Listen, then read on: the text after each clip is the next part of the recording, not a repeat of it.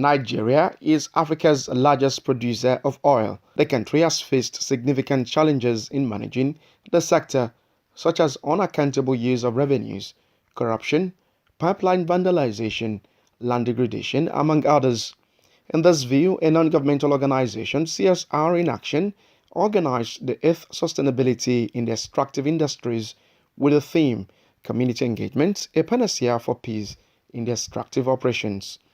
Organizers of the event emphasized on a framework done via adequate research which will provide solutions to some of the challenges bedeviling the sector. What we have done is a document that recognizes all of these different efforts. It is not arbitrary to anything that we have in existence. It's what I would call a community engagement standards for dummies. You know, the For Dummies series. So that's basically what it is. It just puts everything together and comes up with a best practice document that people can use. It is not unusual.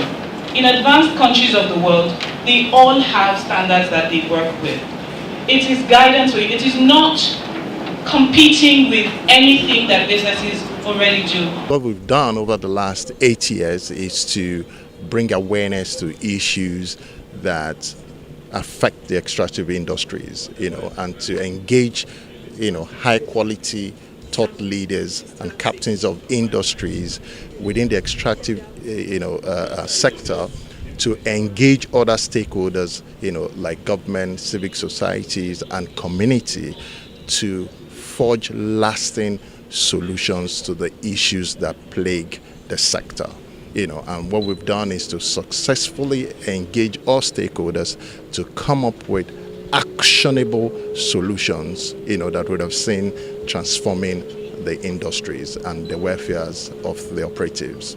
For this partner and stakeholder, they believe dialogue will create more awareness on the nexus between community projects and peace building to foster national development. Persistent engagement and continued engagement is always important, and not only when the project is starting, but really when the project is implementing, and even when the project is closing, to really be able to handle a lot of things. It's a two-way thing. One, the extractive industries, the owners of those projects do not communicate well, and they pick different people for certain pecuniary reasons to propagate their interests without communicating with the real people who are the lower end of the ladder. So engagement is beyond the money. It's about communicating in a way that everybody understands that it's about all of us, not one person. Not the people at the top, not the community leaders, but about the community leaders and everybody at the bottom chain of the ladder. Representing the Governor of Lagos State, Babajide Sanwo-Olu, the Commissioner for Energy and Mineral Resources, Olalere Odushote, calls on stakeholders in the private sector to adopt the framework to cabin some of the challenges bedeviling the sector. We encourage the private sector to adopt the community engagement standards, because what it does is it provides a common base for understanding or for engagement for everyone. And if there are no confusions, if everybody's speaking from the same page or singing from the same hymn sheet, it usually works a lot better.